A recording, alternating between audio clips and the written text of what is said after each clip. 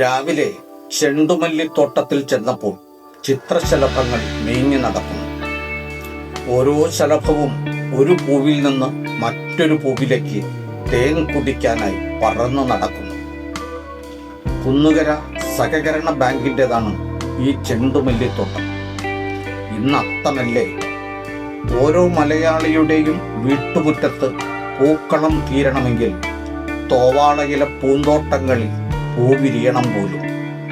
അങ്ങനെ എത്തി മലയാളിയുടെ പൂക്കളങ്ങൾ.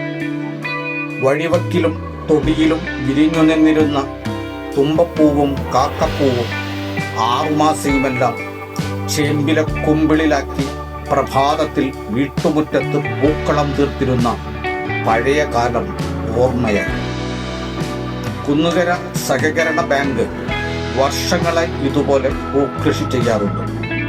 പൂക്കൾ തീരുന്നതുവരെ കുന്നുകരയിൽ വിപണനം നടക്കും. പൂക്കളെല്ലാം തന്നെ പാകമായി. ഇന്ന് പറിച്ചു തുടങ്ങാം.